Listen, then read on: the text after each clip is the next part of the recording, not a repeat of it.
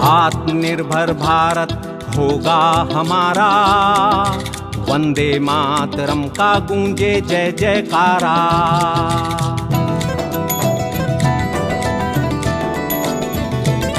आत्मनिर्भर भारत होगा हमारा, वंदे मातरम का गूंजे जय जयकारा।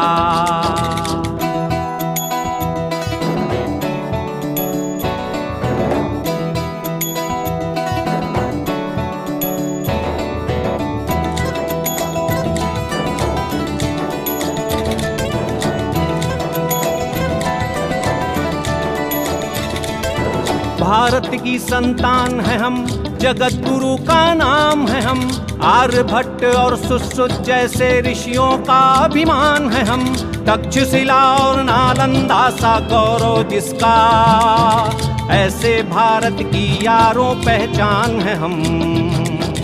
विश्व पटल पर फहरेगा तिरंगा प्यारा, वंदे मातरम का गूंजे जय जयकारा।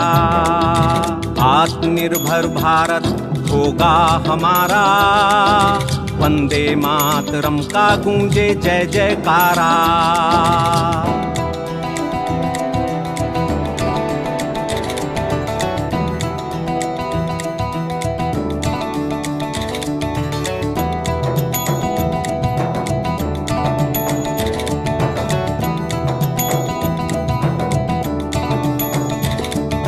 Make in India, skill India का हो सपना पूरा, डिजिटल और स्टार्टअप इंडिया अब ना रहे अधूरा।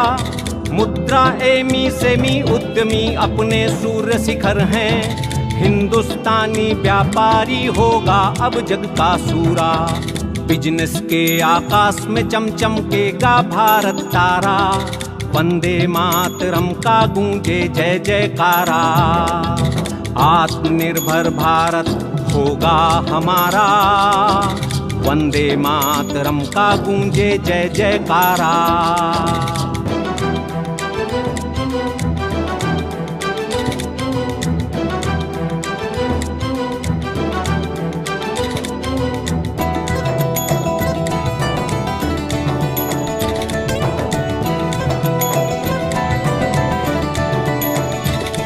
मेहनत कस खेती कर किसान भरता है अन्न भंडारे, लाल देश का फौजी बन तन खड़ा है सरहद द्वारे। रोटी देता एक लाल है लाज बचैया दूजा, नमन हिंद की सेना करते भारतवंशी सारे। एक अखंड भारत का तुम ही सत्य सहारा, वंदे मातरम का गूंजे जय जयकारा। आत्मनिर्भर भारत होगा हमारा, वंदे मातरम का गूंजे जय जयकारा।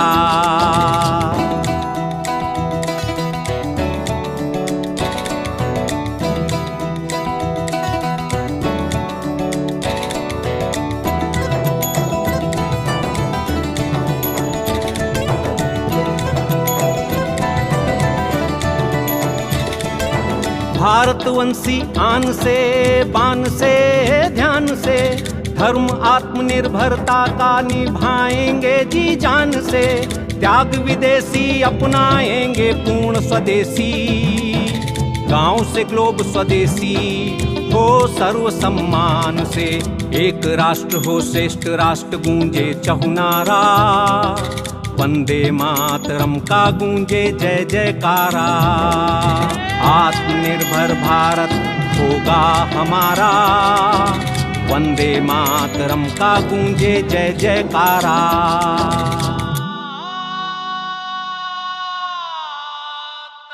इसका मार्ग एक ही है, आत्मनिर्भर भारत।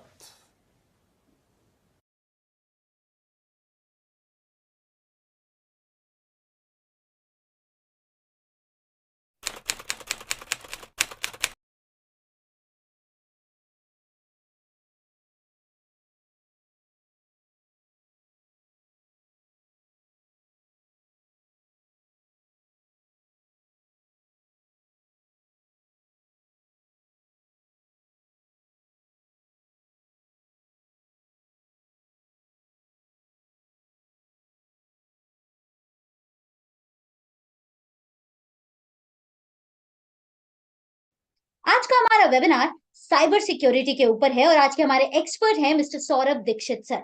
हम आपका बहुत बहुत स्वागत करते हैं सर और हम आशा करते हैं कि आपकी दी गई जानकारी हमारे साथ जुड़े सभी लोगों को बहुत ज्यादा पसंद आएगी।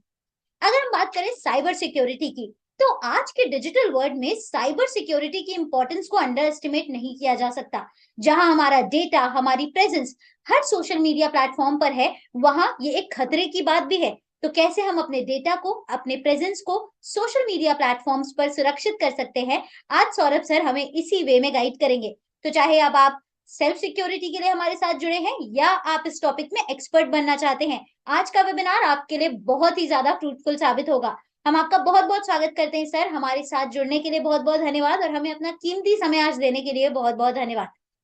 अब हम देर नहीं करेंगे, वेबिनार को आगे बढ़ाएंगे। सबसे पहले मैं एडमिन टीम से रिक्वेस्ट करूंगी कि हमारे साथ जुड़े हमारे एक्सपर्ट का इंट्रोडक्शन वीडियो प्लीज आप प्ले करें।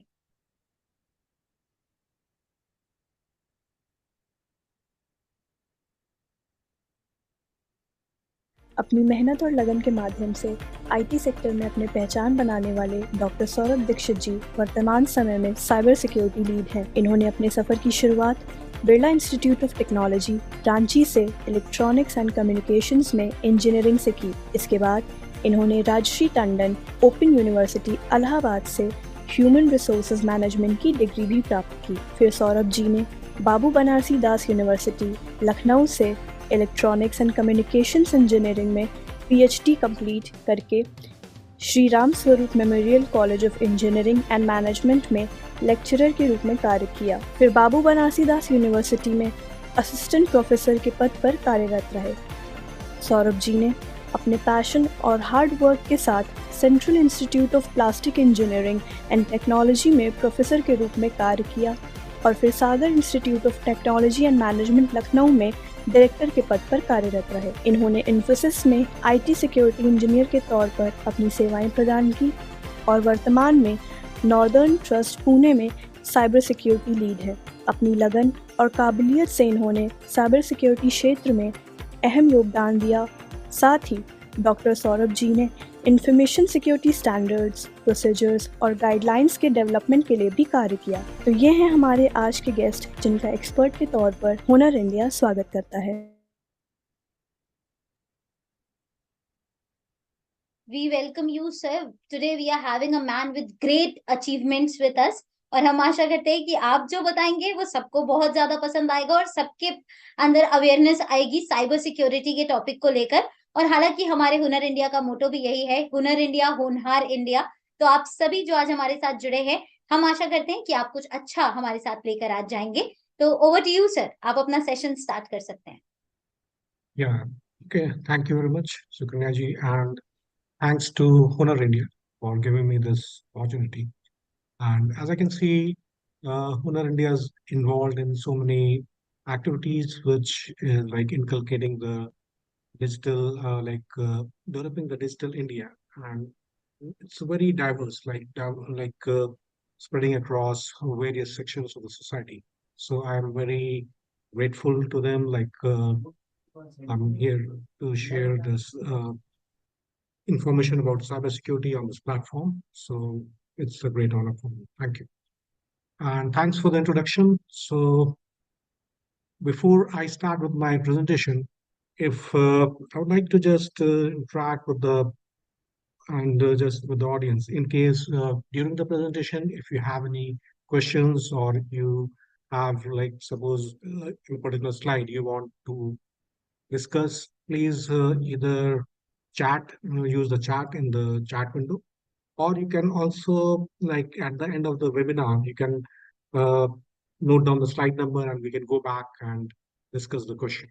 So what I feel is that my presentation will take around 45 to 50 minutes, and I will walk you through the various facets of cybersecurity, why we need cybersecurity in this evolving digital world, and what is the relevance and importance, and how we can secure, and whose responsibility it is to have this cybersecurity.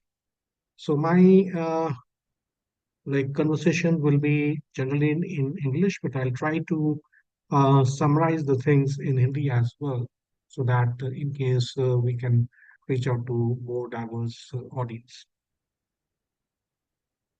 So, am I good to start, Sukanyaji? Yeah, sure, sir. Okay, thank you. So let me share my screen.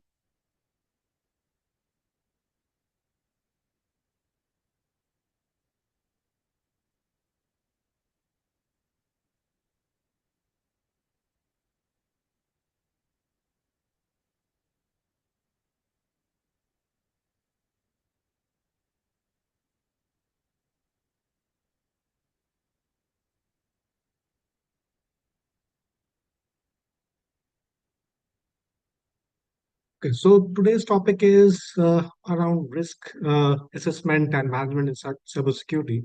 This is a part of one of my speech or lectures which I gave in one of the FDPs, like faculty development program for a engineering college in affiliated to Dr. Abdul Kalam University.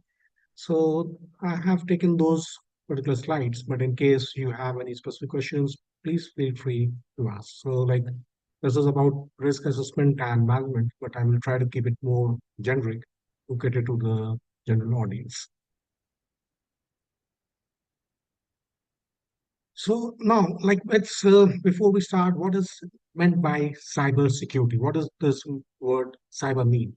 So cyber is related to anything which is over the cloud, over the internet. So anything which is on the network, which is connected.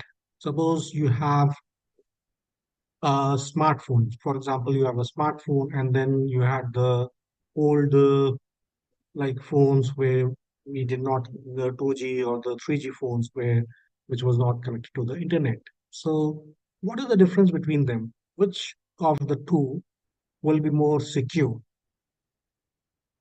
Any guesses? If you say that the old phone, the which was not connected to the wider network, will be or the internet will be more secure, then you are definitely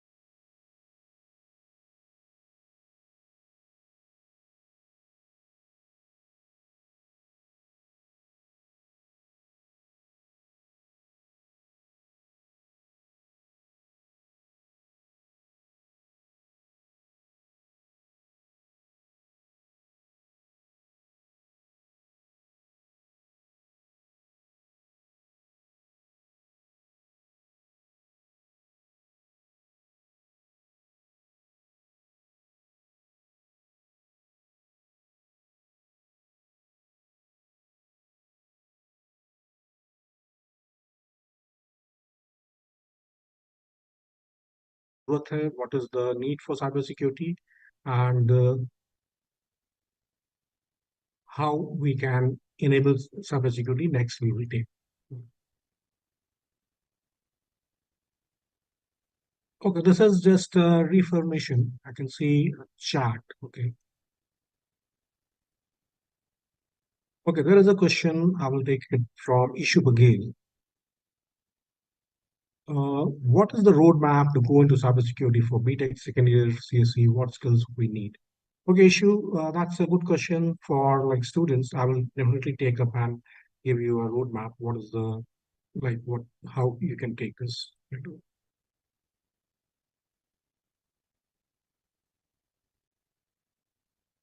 Okay, in this slide, as you can see, like this is again a reaffirmation of the advantages which we discussed, like about the cloud migration.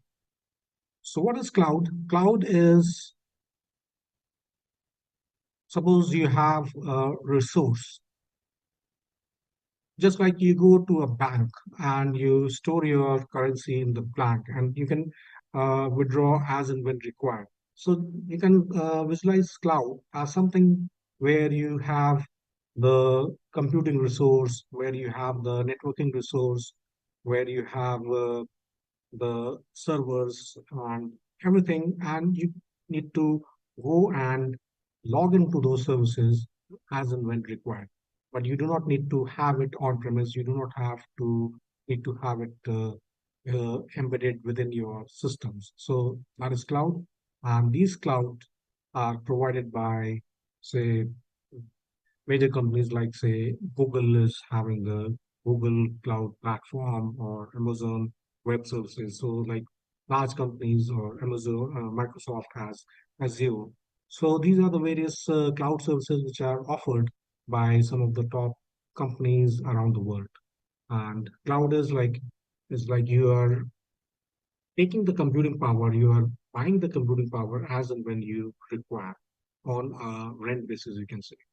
So just like you use a bank, similarly you can use computing services. You can use the servers as and when on pay as you go model. So again, it offers flexibility, efficiency, strategic value, speed and productivity, and cost savings. Very important is cost savings because uh, on premises, like you have to lay down the infrastructure, and laying down the infrastructure will also require the time. So, like you can, if you are starting a project, so this project will take a lot of time for laying the infrastructure. On the other hand, you can manage through agile technology or agile project model, where you can start the project without the need for infrastructure.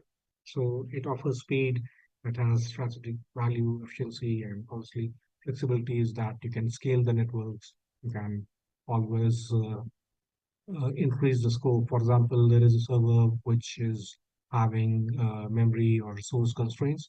So you can always, it is scalable. So you can always scale, or you can increase the memory to a few terabytes or something like that. Like you can always enhance the capacity, enhance the uh, resources according to the need.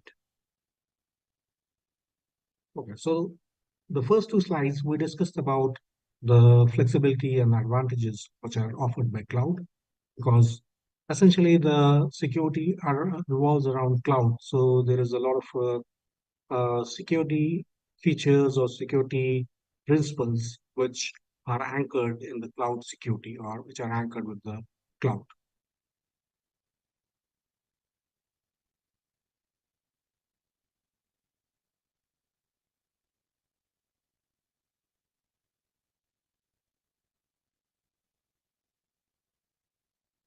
Okay, so now we move to the next slide, and we have a statement here.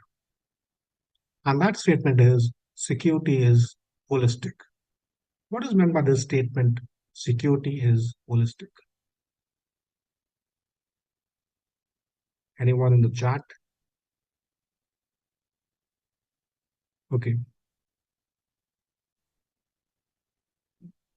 If I say you are staying in a house, or you are attending a school, or within a class.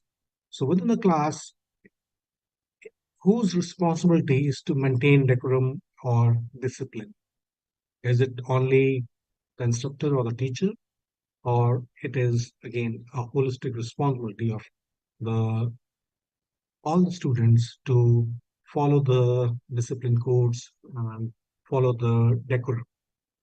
So in a similar way, we have the security principles is that security is not confined to certain cybersecurity professional or people who are involved in like framing their policies.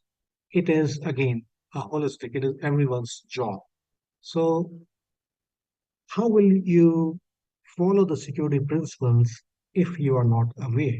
So that's why it's important, it's uh, imperative that you know what is meant by cybersecurity and what you can do to contribute towards enhancing cybersecurity.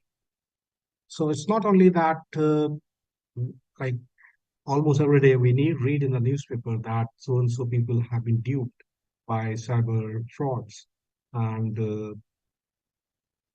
they go and lodge a case. But then once it's gone, it's very difficult to do reverse engineering and find out who is responsible or how to track and recover the losses. So, what is the key? The key is awareness. Awareness in amongst various sections of the society, not only with the say the youth or the students. It has to be. It should pervade the entire society. It should pervade our various sections or various say age groups. It's not only that only the youth or the young should be aware of cybersecurity. It is equally responsible, like it's equally applicable to the elderly, and because in fact they are more vulnerable because cyber frauds are kind of they do a reconnaissance and they can target the elderly people. So it's very important that we create this awareness amongst society. So that's why creating awareness is key. And the third sentence is very uh, important, that consequences of ignorance and the ill intention are the same. What is meant by this is suppose most of the attacks, say 80% of the attacks, are through some kind of a link. You get that link through email, you can get it on your mobile phone through SMS, or you can get it through WhatsApp. So it has to be most of these attacks, or they want access. How do they get access? They access it through your uh, like through this social engineering. What is meant by social engineering? Through like they can give you a wishing call or a phishing call that you need to do this action, and so that some money will be transferred to your account, and they will ask you to click on a link. Now, there is a rule of thumb: do not ever click on a link which is not verified. Pause before click. Like whenever you're clicking on a link, please pause for a few seconds before you're going to click. So that's very important that you do not click on any link, or you do not use any QR codes that are not verified by legitimate sources. Legitimate sources are either through some regulatory bodies or recognized bodies which uh, offer you digital certificates. So it's very important that we do not uh, fall prey to any kind of lucrative offers that there is a you pay like so much and you will get that reward. So again, that's a very important aspect or awareness which we have. Yeah, someone has chatted. So this is a yeah. So there can be phishing, or phishing means email, or wishing. Wishing is voice phishing. So voice phishing is like you get a many times you get a phone call like so, and on the phone call there will be one general trend that they will uh,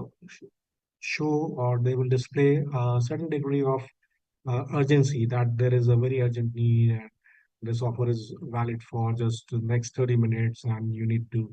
So they make use of the human tendency to really click, or they may try to entice you to having this kind of behavior. So again, you can also study the behavior around user and then do a kind of targeted attack. So we call it as spear phishing, like you target a certain individual. So, or it can be certain some kind of say big shot in a company, like so we call it as whaling attack. So it can be. So these are the various kind of attacks, and most of the attacks are occurring through social engineering. So please, the if I will be really glad, like if after this webinar you do not click on anything which is not justified, which is not verified. So that's very, very important. Like, so awareness is the key and security is holistic. It's not any single person's job or any particular organization's job. It is the job of the whole society to ensure that we are free from these cyber attacks, or we can minimize the attacks. Attacks will be definitely there. We cannot really uh, completely ignore them or completely uh, nullify them, but we have to, by our awareness, we can combat these attacks. So there are various, say, methods and technologies where through which we can implement security. So we have policies and procedures, technology security, application security, operating system, cloud security, and physical security. So, like starting from the physical security, like you are entering a premises, it can be an office, it can be a building, it can be your school premises, your college. So obviously you need to show some kind of identity before you are given access. Like that is physical security. Like you need to provide your ID card or some kind of biometric system can be there to verify to like just that you are the person and you have the access to uh, go or visit that particular premises or office. When we come to the cloud security, where we are implementing the various policies in cloud and we are sending the data, we need to ensure the cloud is secure. So partially here, the cloud, when we talk about cloud security, so the responsibility lies with the cloud security or the cloud service provider, CSP, as well as the data owners. They also, so it's the responsibility of security is kind of split within the data owners and the application owners and the cloud service providers. Then we can have operating system security and application security is like where we try to kind of have security which is embedded within the operating system, how they are designed. So that is what we call security by design. And application is again that is like while coding. So we have something called secure coding principles. We follow the secure coding principles. Then technology securities is the technology which you are implementing. Like it can be say endpoint detection security, or it can be some kind of cryptography used to for some kind of digital signature, what technology you are using to, or it can be something related to identity and access management. And then finally, we have the policies and procedures. So policies and procedures can be more organization specific, where different kinds of organizations can have different kind of policies. So because one asset which is of value may not be of the same value to the other organization.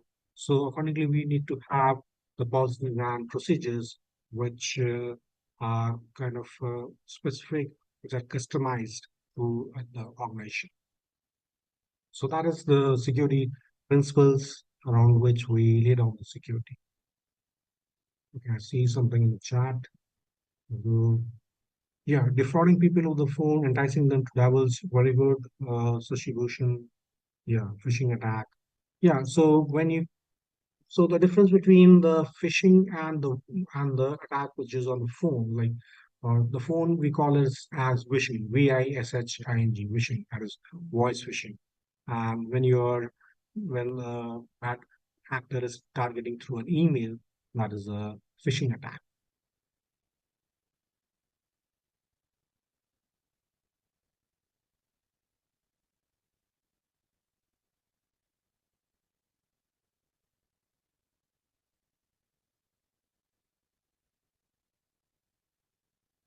Okay, now we come across slightly more, you can say, more technical aspect. And if it is getting more technical, please write in the chat so that I can be more specific. So, because I want to be more generic, and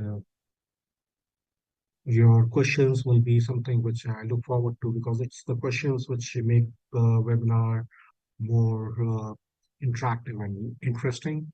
So, our discussion will be very much dictated by the questions. If you have more and more questions, I'll be glad. So security controls is, again, as I said, like manage access models, classify data, configure virtual private network, encrypt, have a security bubble, manage access, approach, specific rules for access. So these are the principles when we say kind of you're working in a security in an organization and you want to implement organization security. So what access, what assets are there? You kind of you can quantify what is the risk to an asset. Now, when we talk about the digital production, data production bill, so it talks about assets and the classification of assets. What is a asset which is of high value? So when you quantify the risk, what is the risk is? Risk is directly, it is a function of the asset value. And the other feature will be the threats which can occur, which can be enacted upon that assets, or what is the attack surface of an asset.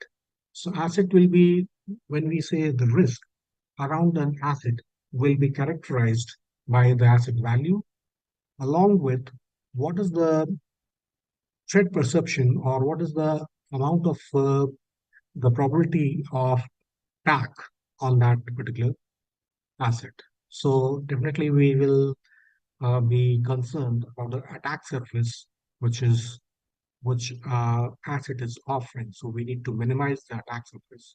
So minimizing, what is meant by attack surface is that, like, suppose an asset has 10 IDs which can access that asset. Out of those 10 IDs, only 5 of them are active ones, and the rest of them do not use that asset, or are very sporadic in their, like, use.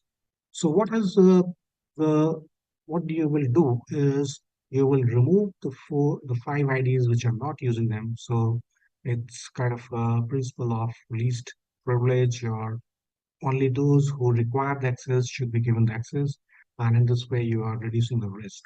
So because the asset value is something which you cannot change, but you can reduce the probability of risk. You can reduce the threat perception, or the threat attack surface. Then manage access models is like the access has to be managed, like whoever really requires. So it is use space according to the business use, that your access to various assets, to your applications, should be uh, given, or should be assigned. Then very important is your data, because data is something which is very often it's in the news, and more often than not, it's in the news. It's in the news for some kind of data breaches. So no organization is, I would say, No one is completely immune to data breach, but what we can do is to do some kind of system hardening or harden our controls so that data breach can be, or the data can be secured as far as possible. So obviously, like no organization can say that's 100% secure, but we can reduce the probability of data breaches as far as possible. So there are certain rules that, like you say, you can classify the data. It can be classified as uh, business use or sensitive or confidential.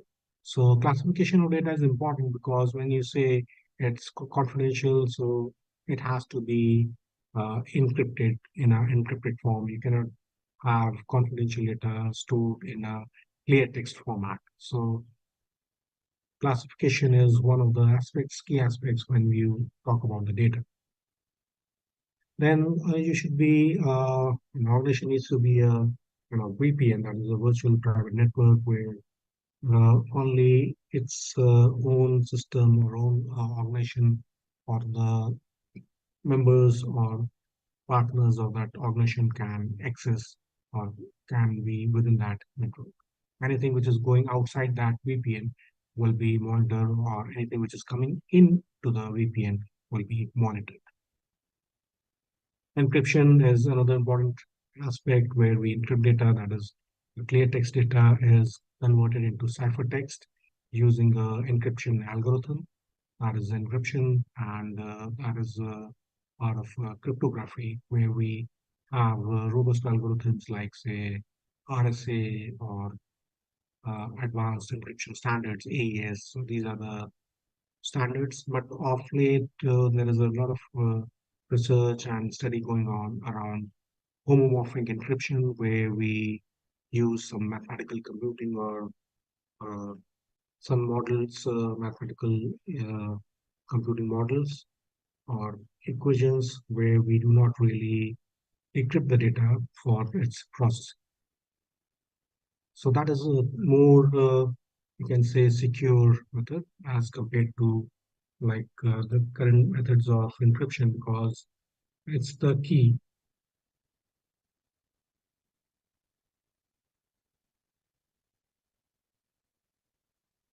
Okay, there is one other question. Are you also teaching some cybersecurity web presenting?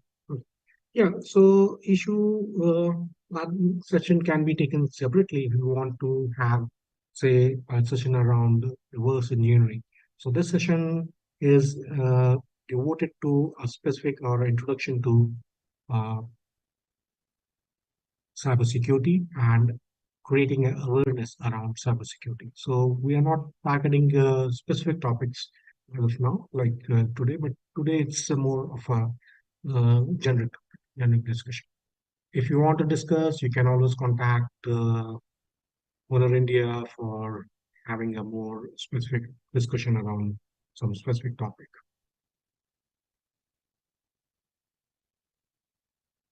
Then managed access approach and specific rules per access. As I said, that these are ones which are which require, say, for example, you should have access as per your need, not that you should be having access to various assets or various applications, just that just in case you may require. So just in case does not work here. It has to be only and only if you really require for your business use case, then only you'll be. So that's also known as the principle of least privilege. So these are the aspects which can be summed up, which can be summarized as defense in depth. So to once again summarize what we discussed just now, defense in depth. So defense in depth का क्या मतलब है? Defense in depth is, for security, we are not dependent on a single entity or a single control. For security, we are having multiple controls. So that if one control fails, you have different controls. Just like suppose you have a lock, एक ताला है. अब वो ताला जैसे bank का locker होता है. बैंक का लॉकर में दो चाबी लगती है. एक चाबी कस्टमर के पास रहती है, एक चाबी मैनेजर के पास रहती है। तो उसी तरीके से that is similar to difference in depth. So you have multiple controls so that a single person cannot have the complete control. So that is why we distribute the control in defensive depth.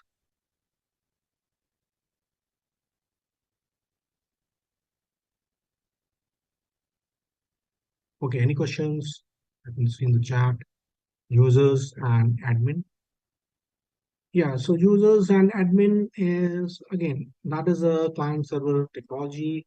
So where you can say when you say users and admin, okay, just I'll take a couple of minutes here. So users and admin, you want to authenticate.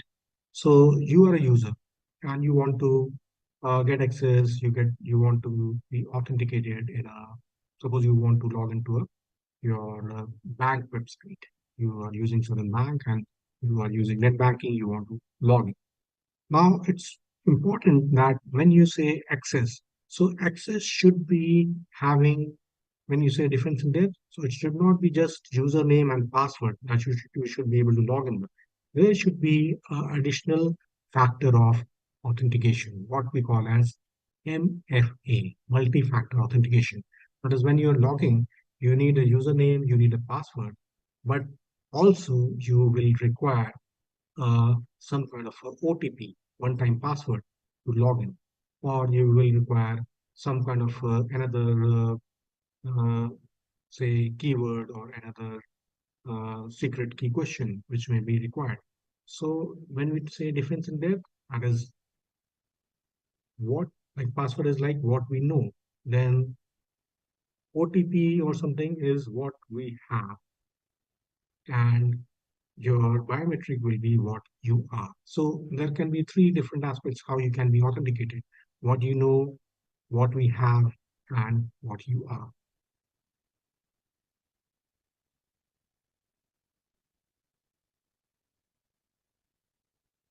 Well, cloud is again like we have software as a service. So once again, you can most of them is using the cloud, and with this cloud, we have already discussed uh, with the cloud, with more and more application moving to the cloud, we require enhanced level of security. So SaaS is software as a service, PaaS is platform as a service, and security responsibilities are split to some degree between cloud provider and its user.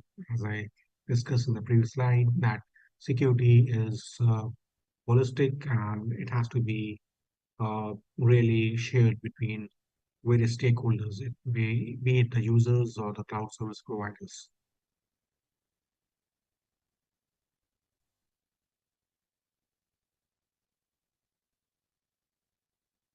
Okay, there is a question between what is the difference between 2FA and MFA? Very good.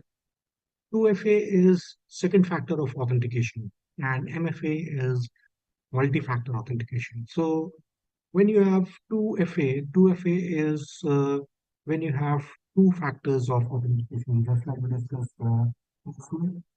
OTP.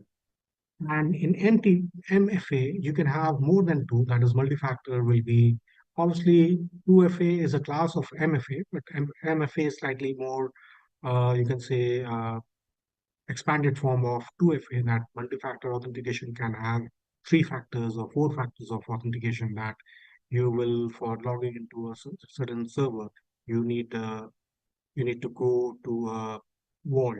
From there, you bring a password. Then you need a secure account. So there can be certain more. If you add to the factors of authentication, it becomes MFA. Whereas 2FA is when you have two factors of authentication.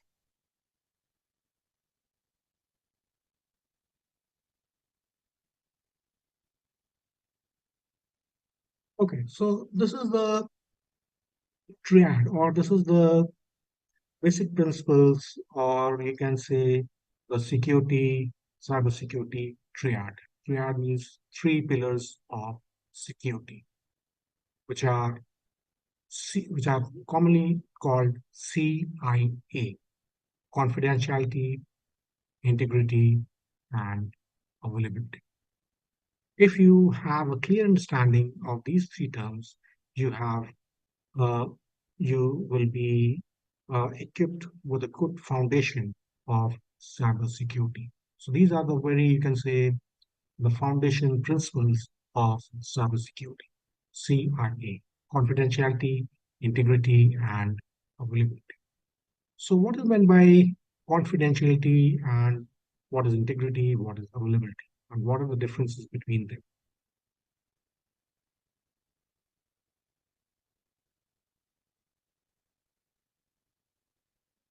Confidentiality is keeping your data, keeping the information, keeping your assets secure. You, whatever information you're sharing, that should be secure. That should not be leaked.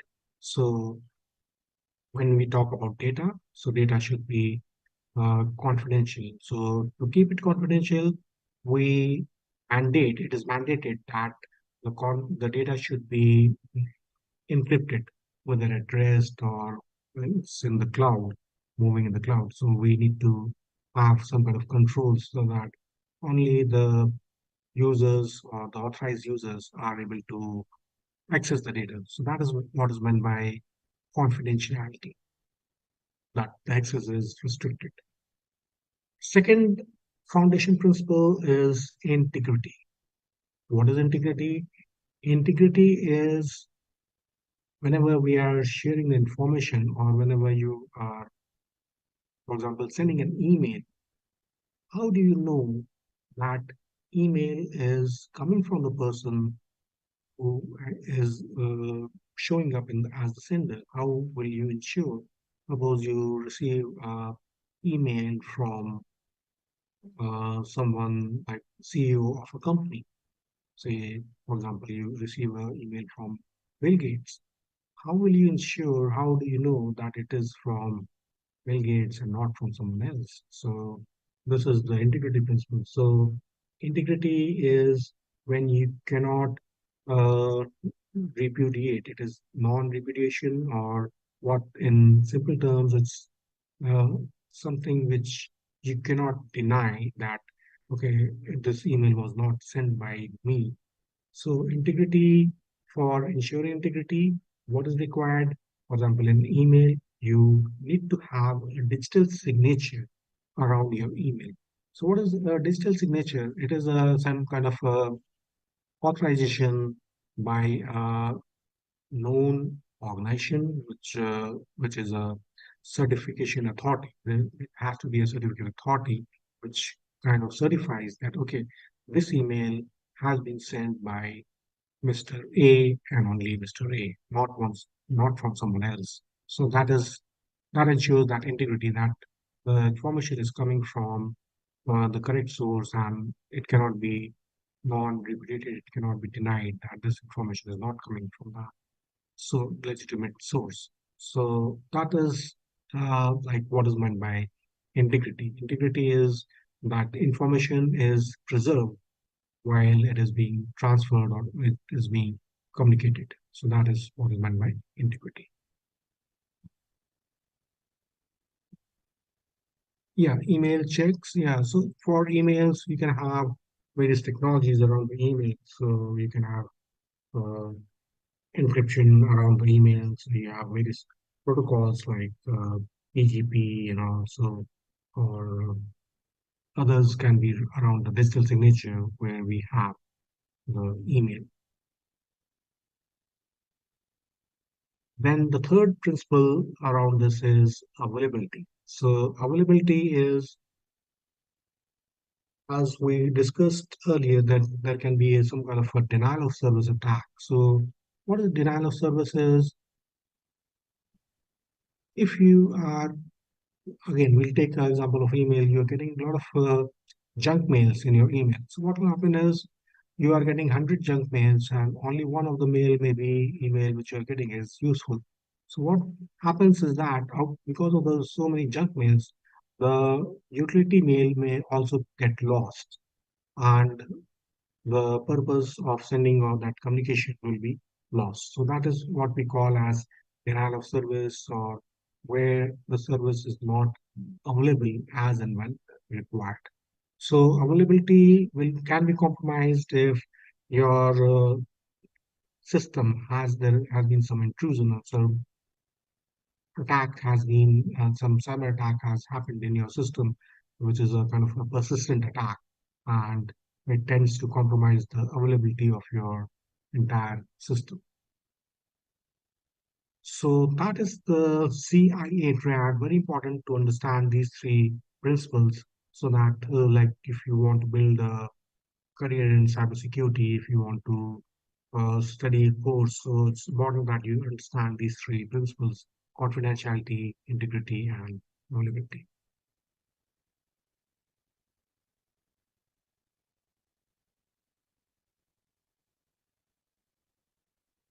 Then we have covered, like, what is confidentiality. So, like, for example, protection of sensitive assets from improper disclosure. So there can be, again, can be breaches, can be intentional, accidental, and the timing, the storage. So these are the various, like, for information you need to have privacy, you need to have secrecy.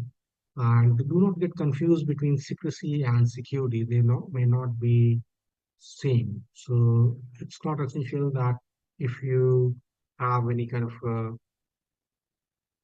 of secrecy, that, for example, cryptography, if you maintain the secrecy in cryptography, so it may not be so effective if you want to have only important thing to keep secret in cryptography is the key. Rest protocol, how it's working, it should be more of a, should not be a proprietary, it should be more of an open source. Okay, I see another question from Sashi Bhushan. I can expect more questions, please. You can chat. Tell me about the expectations that will be asked of you by working at the CIA. Okay.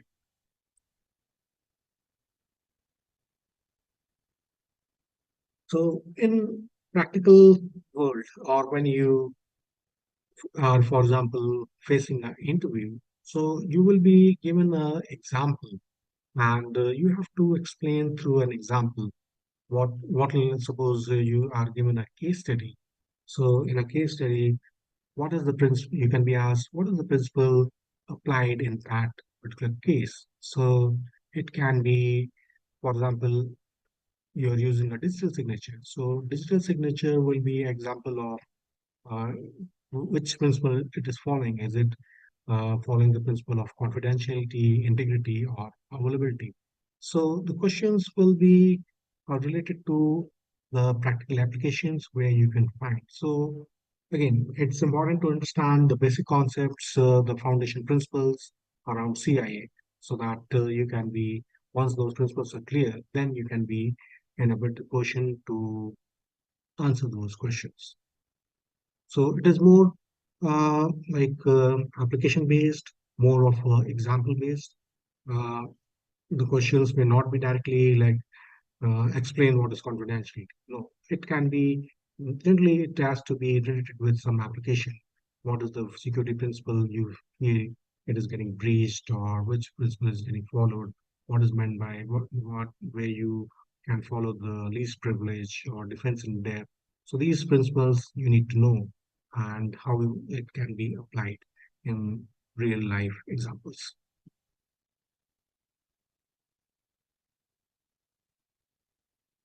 However, this webinar is more like oriented towards the general, you can say, awareness amongst society. So I would like to again stay to the basics rather than go to the more critical topics.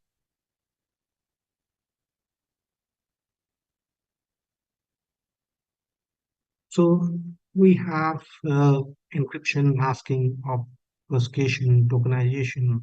These are the means to, like, kind of ensure confidentiality. So encryption, and changing the clear text into a ciphertext, so you can decrypt it to regain your Encryption masking is when you mask certain of the bits, say 10 out of 128 bits you mask and make it 0 or make it 1, so that the complete information is not revealed. Obfuscation is again uh, quite similar to masking, where you uh, kind of make the characters unintelligible that cannot be really read, or some kind of characters which are some kind of a code which is not which cannot be really, one cannot make a meaning out of that obfuscation. Tokenization is like just like you use some kind of credit card, and then the authentication of that credit card is through a bank, through a third party system. So that is a tokenization.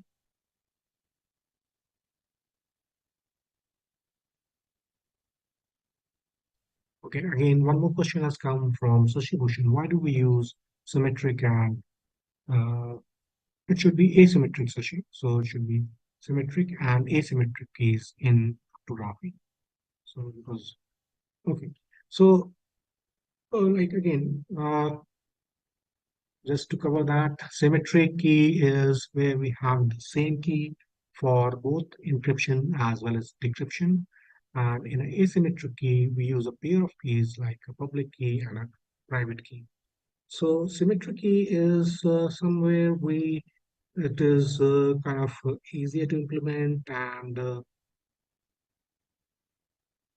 faster to you can implement. So that is symmetric key.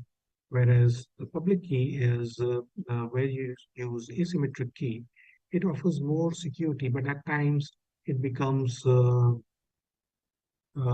slightly cumbersome to implement because there is always a private key and a public key. So private key will be used for decryption, whereas for encryption you use the public key. So that is a symmetric and asymmetric key, and so different algorithms may use different kind of encryption keys like symmetric and asymmetric. But symmetric key is simpler to implement and it uses the same key for both encryption and decryption. So it is definitely has some advantages over the asymmetric key. But in certain case where you cannot use a symmetric key because you are sending email or encryption through a public key, and then the user may use the private key to decrypt that information. So normally in emails, you have to use asymmetric key when information is being sent from one user to the other user.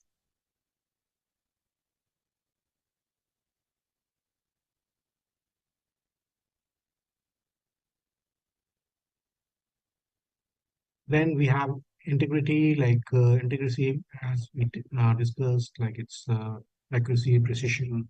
Like if you are sending, uh, I am good inside, like you're sending this and I'm good in cybersecurity. So at the receiver should also receive exactly the same sentence, I am good in cybersecurity. And it should not be changed to I'm bad at cybersecurity. So that's what is meant by integrity. Integrity is preserving the information. So ensuring the integrity or authenticity, you can see the logs, the files, reliability, you can have input validation, audits.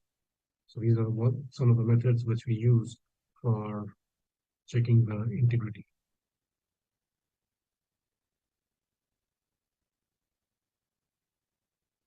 Availability, like again, these are denial of service or distributed denial of service, malware attacks, ransomware. So again, these are very common attacks like malware or ransomware. So there was a famous ransomware attack which happened in one of our premier organizations few months back. So ransomware is when some bad actor intrudes into your system and gains access to the system and kind of has the access or encrypts the data. You cannot access the data, you cannot access the applications. So Why? Because the bad actor has encrypted them. So you're not able to decrypt that. You're not able to use that. So ransomware is then it's like you have a threat call, like someone has kidnapped and then they ask for a ransom to release some uh, kidnapped person. So it's like ransomware is similar to that, and your resources or your data will be released only when you pay a certain amount of ransom to the bad actors. Some of them are sabotages, like some can be also like these attacks are state organized or organized by the governments. Like for example, some states or some countries may be at war. So to gain entry into the system, they can be organized by society, by the organizations, by the governments as well. So many times it is these sabotage or these attacks which can disable the nuclear system of a country and disable them at war as well.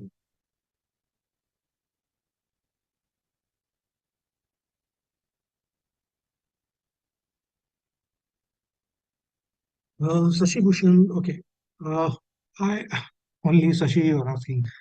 There can be more questions from other.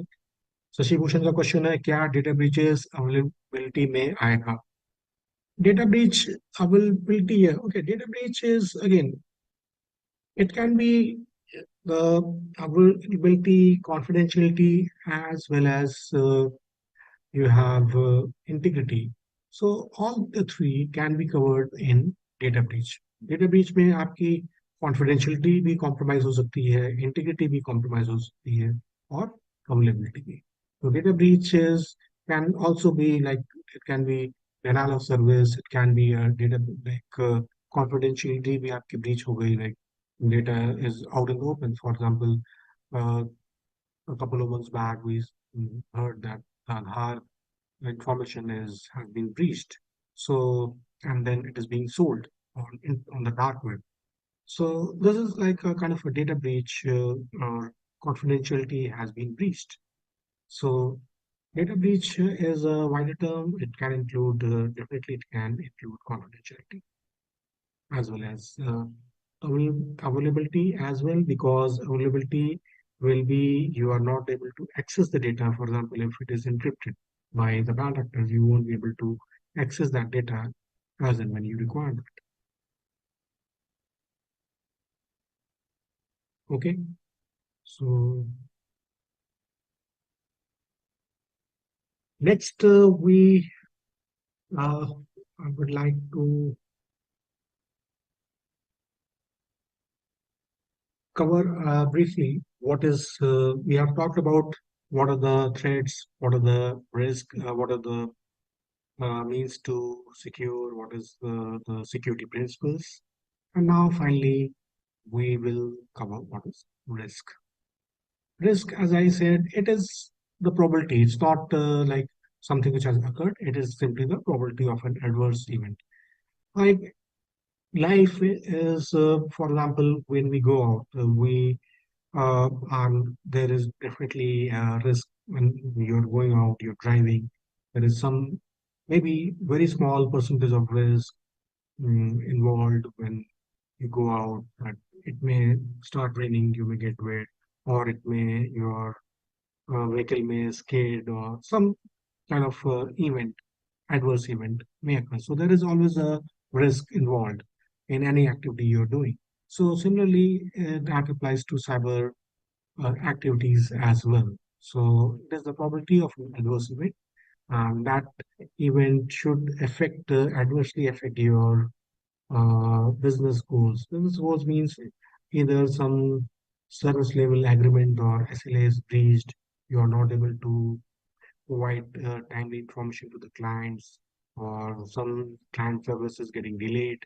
So that is some kind of an adverse event. So that is a risk. So that is the probability. We measure the probability because probability, as I said, that will be a kind of it is a function. So probability is a function, and it is a function by it's characterized by two aspects. One is your asset value, and second is what is the probability that that particular asset is exposed to a threat. So, what is the probability that a threat can occur on that particular asset? And the second, most important, is the asset value. So, risk is a kind of a function of these two. To like, if you want to quantize risk, measure the risk. Say we measure risk on a scale of 10. So the risk will be highest when you have a high level of, say, uh, asset value is high, and also the threat probability is also high. So that will be a high risk. So we need to like address the risk by structured and thorough and timely. So structured is like you should be having a process which is well-defined process to manage the risk, to negate or combat the risk. And it should be having all the details to manage the risk, what are the details, and there should be minimum time required. So the mean time to recover should be minimum. We define that MTTR is within the prescribed time limits. Say, for example, an asset should not, if there is a breach, it should not be, we should be able to recover within 4 hours. So that is the minimum time to recover. So it should be well-defined recovery time so that the impact is minimized. So it is very important that risk, when you cyber threat, the impact is minimized. For live example, if you suppose there is a wishing call to phone call, like someone and targets elderly individual that they will ask their account details or something of that sort, like some they are enticed that some lucky draw, they want to transfer some money into their account, so they need their account details immediately, and that draw will end in next 30 minutes. So maybe the individual is not so aware, and they unwittingly divulge their details or share with them. So what will happen is the bad actor will try to make use of that. But on the other hand, just after a phone call, some visitor comes and the individual narrates this incident to him. So that individual is slightly aware, and then he asks the elderly individual to immediately give a phone call to the particular bank, to the risk department of the bank, then immediately ask them to block your account. So that is a step towards risk mitigation or kind of a recovery. You're trying to recover what there has been a security event, but yeah, you are trying to recover so that the impact can be minimized. So if so, time is also very important. So within the golden hour, you have to try to recover. So, but you will only recover when you are able to identify the risk. So, identification of risk is important, and the presence that the recognition of the risk is also important. That you recognize that there is a risk, there is a threat that is happening.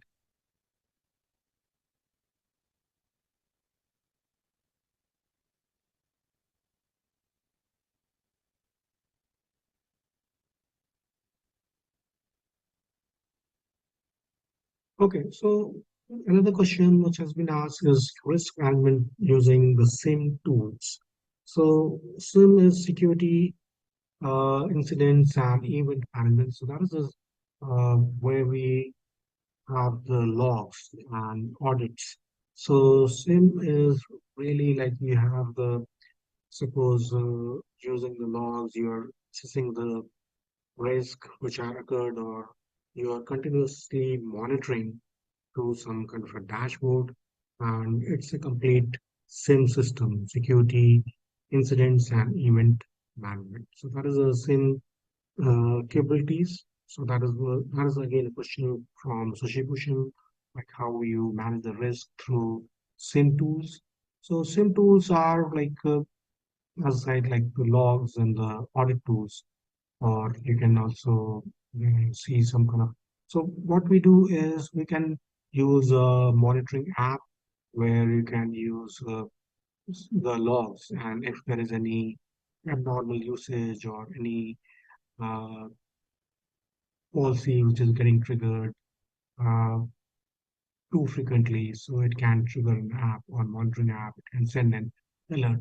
So SIM tools are basically used for monitoring and alerting using the logs. So it can be used for yeah, like Splunk is one of the tools, or you can have Sentinel, Splunk. These are the various tools for. So that is again that can be covered in a working session, like how you use the Splunk, or so you need access to that. You have to point your logs to those monitoring systems like SIM tools, and from there you can develop certain monitoring apps which will alert you, just like you have alarm system. So you have a sensor that temperature is going beyond, and then it can send you an alarm. So SIM tools work in a similar manner, that it can sense some kind of abnormality, like normal behavior, and they can send out alerting system. So you need to build an alert system using some apps, using the logs, which is the information which is getting recorded.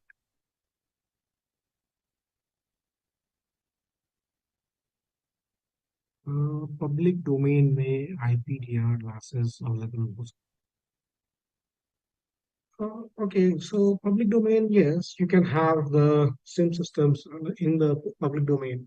But again, what are the systems which are sending the logs to the public? Because public domain is, again, that will be open to the threat actors. So again, what are the logs you are sending to the public domain? That is important, because uh, most of the organizations which are having the high asset value system will not like to share the details of the public system. So on a public system, you can definitely do, but what is the value it will be adding? That is the concern.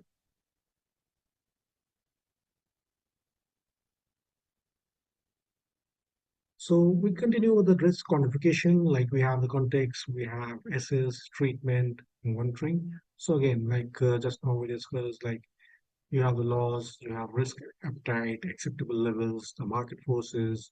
So some of the risk, as I said, low organization can be 100% secure. So it is the policies, it is the management which decides what is the risk appetite of the organization. So risk appetite is how much risk you can accept.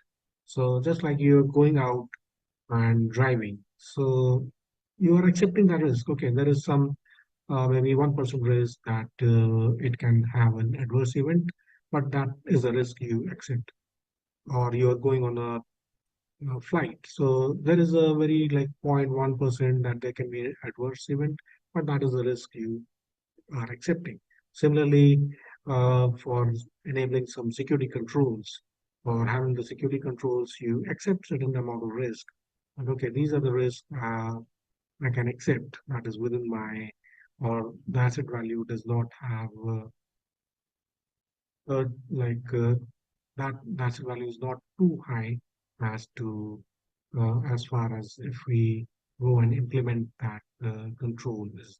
So we can kind of accept that kind of risk. So that acceptable level of risk has to be decided by the management, by the security, you can say architect, and the in obviously in consultation with the management, with the policymakers.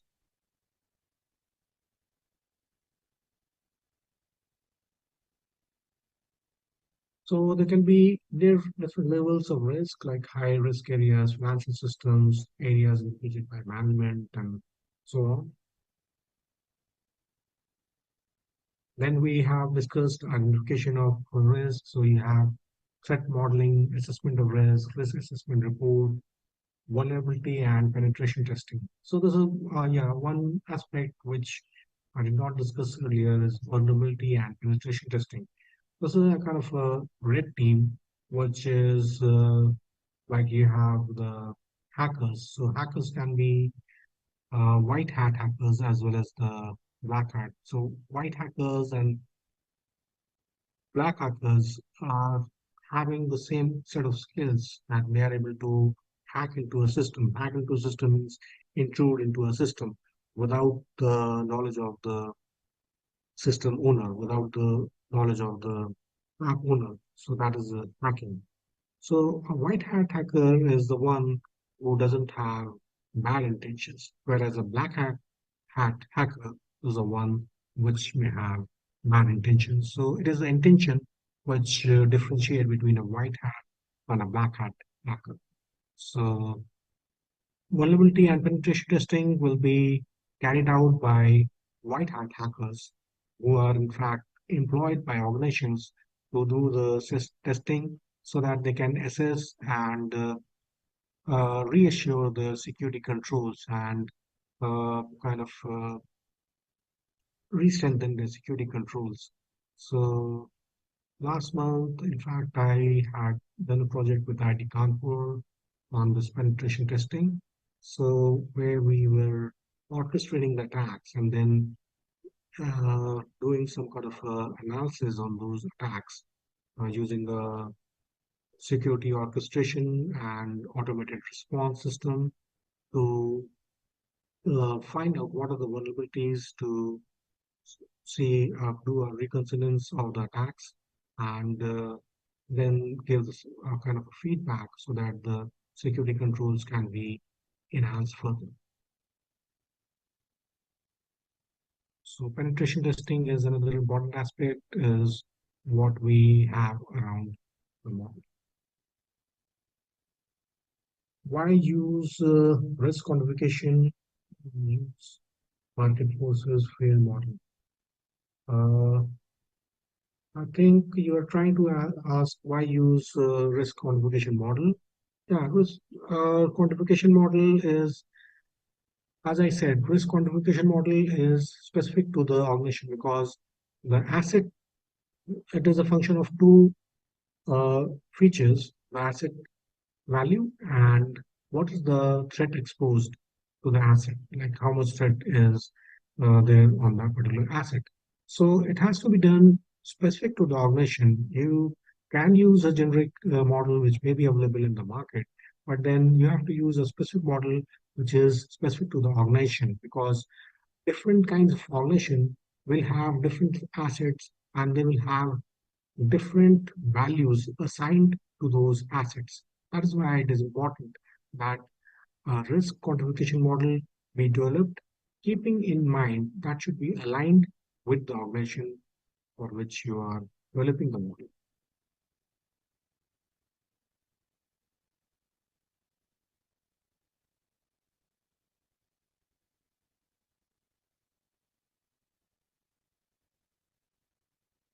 What use is fair model risk management? Fair modeling.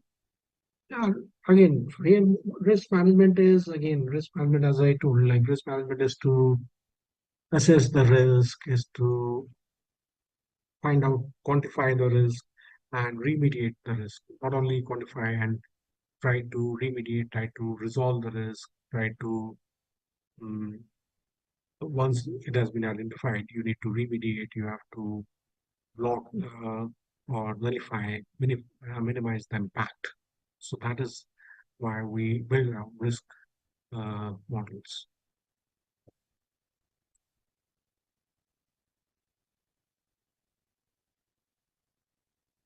So risk can be both quantitative as well as qualitative. Like quantitative is where you measure the financial impact and qualitative level of risk for each stakeholder related to risk event.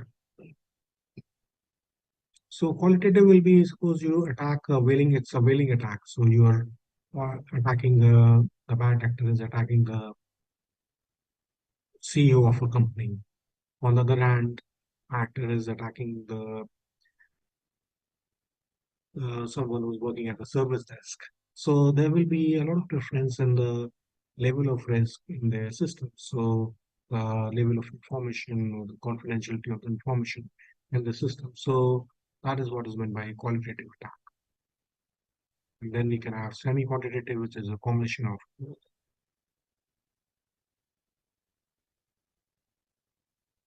Another question is security audit.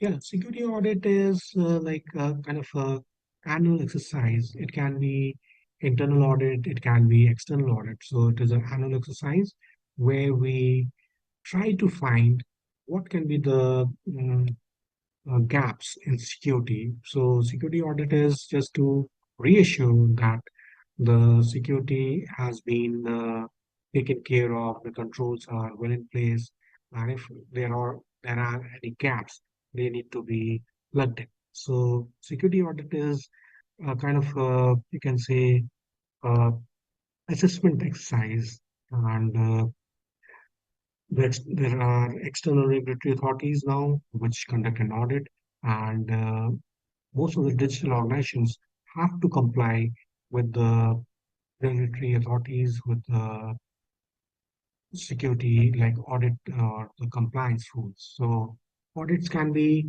the internal audits are to reaffirm the securities, whereas the external audits can be to check whether the organizations are complying with the security controls, with the security guidelines or not.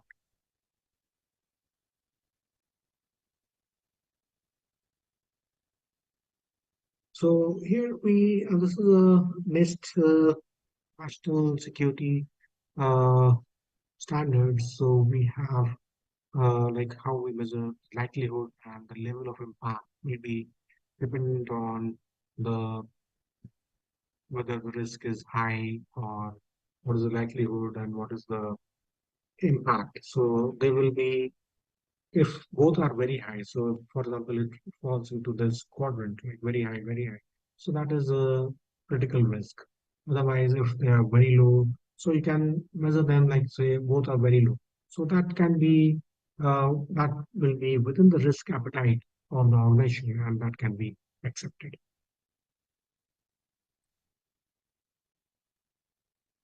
So then we have risk identification. So we discussed like threat event, sources, capabilities. So risk assessment provides essential information required to determine the appropriate risk.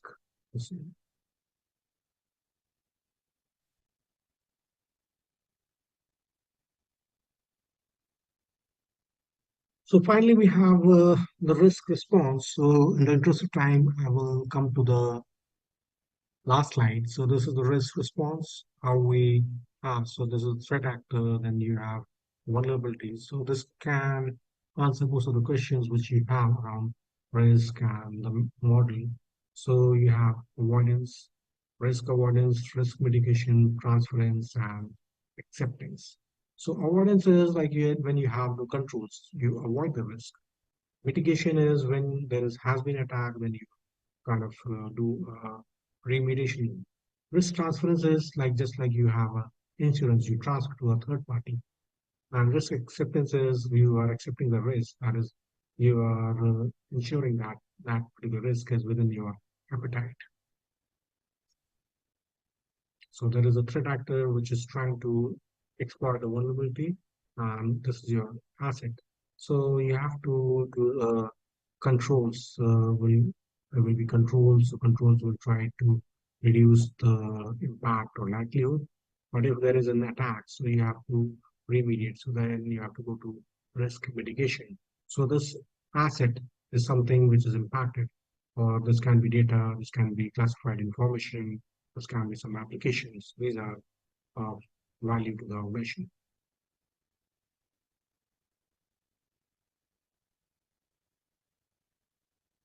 So these are like various controls. They can be physical, they can be technical, they can be managerial. So we have directive, deterrent, preventive, detective, corrective, and recovery.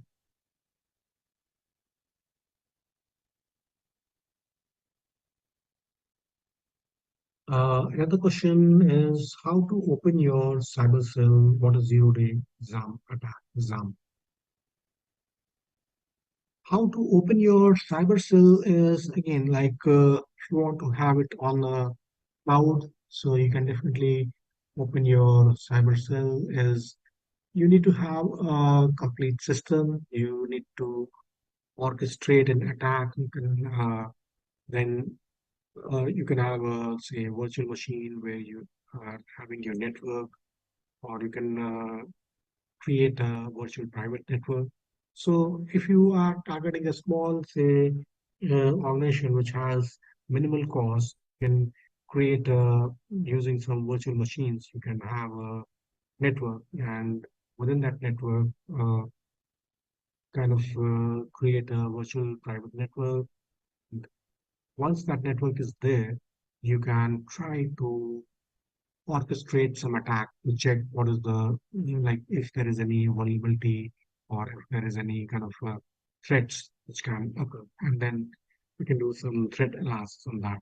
So that is way like you can have a cyber cell. Once you need to have a network, implement the policies, implement say endpoint detection or network detection points, and use the controls. You may require some uh, say endpoint technologies which to implement to enforce the policies. So it may require some cost, even it's done on a small scale basis. And second question I saw like was how do you conduct a security audit?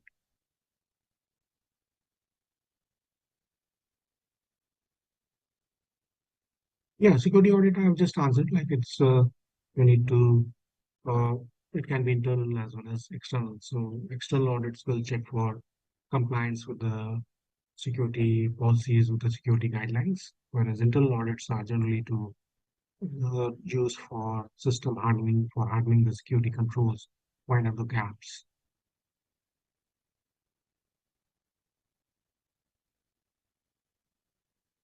IDS and IPS, intrusion detection system, and intrusion prevention system. So IDS is intrusion detection. One is intrusion prevention system. So one is trying to prevent, other is trying to detect. So prevention is will be used along with some kind of say, for example, a firewall. So firewall is an example of prevention, whereas detection is some kind of you can say policy or logs. So logs and audits they will be intrusion detection system.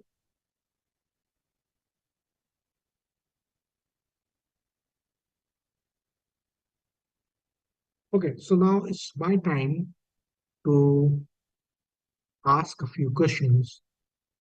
You can go through the questions and type your answer in the chat. So anyone who gets the right answer should be uh, duly rewarded by Hunar India as some kind of title be given as Security Champion of the Day. So there are 5 questions, so you can uh, reply in the chat, and later I will reveal who has the maximum points. So first question is, which of the following actions will reduce risk to a laptop before traveling to a high risk area? So there are 4 options. You can just type one. If you say one is the correct answer, just type 1A. That's it. Or B is the correct, type 1B. Similarly, which of the following represents the greatest risk to data confidentiality?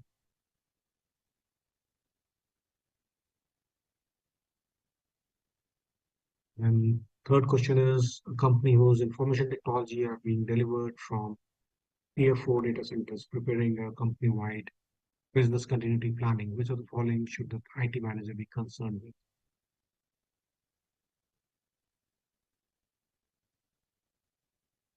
What is the most important consideration from a data security perspective when an organization plans to relocate?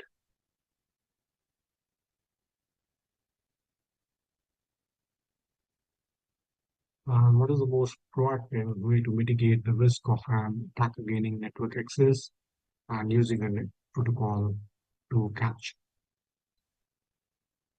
Okay, I can share these questions on the chat and you can uh, answer. So with that, I come to the end of my presentation.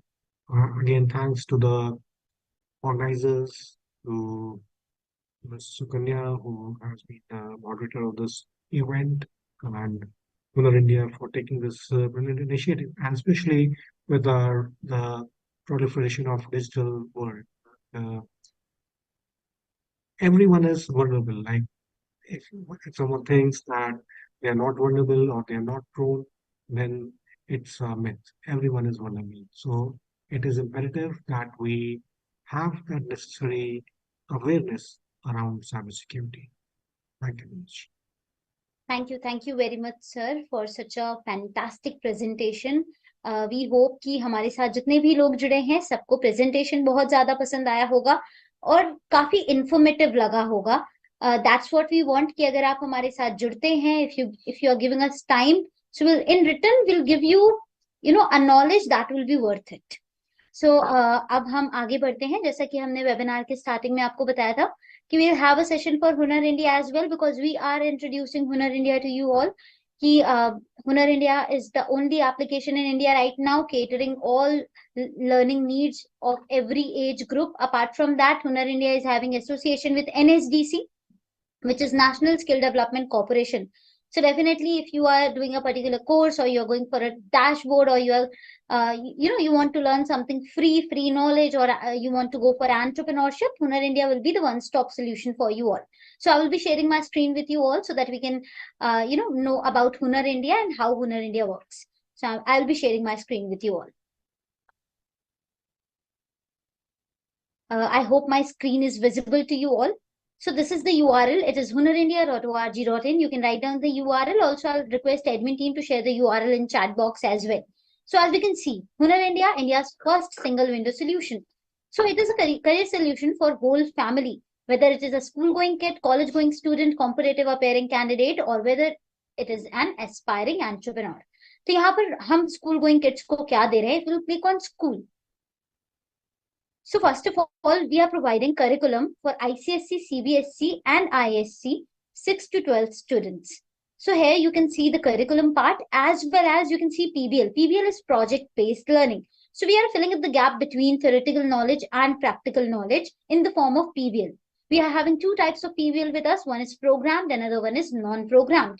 So programmed one is in which we need to use some programming language, which is basically robotics. Another one is non-programmed, such as switch, resistor, rectifier, these things. तो यहाँ पर जो बच्चे किताबों में पढ़ते हैं कि this is switch or this is resistor, but they are not aware how these things look in real life. So the PBL, the only motive of PBL to make every student aware that the diagrams that they are seeing in the books or they are studying in schools, the real appearance is very different from that. तो जब हम असली जिंदगी में देखते हैं, the switch does not look like the diagram that we have seen in our books. तो यहाँ पर PBL आपके theoretical knowledge and practical knowledge के बीच के gap को bridge कर रहा है, fill कर रहा है. Apart from that, we are offering robotics, and in a very, it is a no price. 250 is nothing to pay for it. And a child can come here and learn multiple PBLs. He or she can learn robotics, how it is working, what is AI, data science, and machine learning. Apart from PBL, as we have already discussed, that we are offering curriculum. What is the specialty of our curriculum? So if we'll talk about curriculum, we are offering chapter-wise test, unit-wise test. We are offering topic-wise test, mind maps for the particular subject. Apart from that, we are having, correct time duration for the test, and we do share if you are giving some wrong answer. So we will be sharing this right answer with you as well. So you will be getting everything, and all our curriculum you can see here are chapter wise as per your book that you are studying. Apart from that, if we talk about foundation level courses, so her parent चाहता है या maximum parents चाहते हैं कि बच्चे government exams की या competitive exams की तैयारी करें.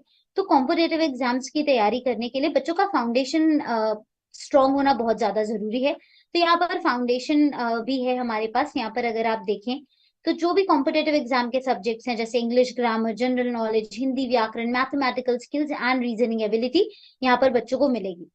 साथ ही करियर काउंसलिंग की अगर हम बात करते हैं तो बहुत सारे बच्चे ऐसे हैं जब वो स्ट्रीम सिलेक्शन के फेज पर आते हैं तो वो सेलेक्ट कर लेते हैं जो उनके दोस्त कर रहे हैं, because lack of knowledge and because of lack of support from the family as well. तो यहाँ पर बच्चों को करियर काउंसलिंग प्रोवाइड कराई जाती है ताकि उन्हें पता चले उनका असली पोटेंशियल किस पर्टिकुलर फील्ड में है।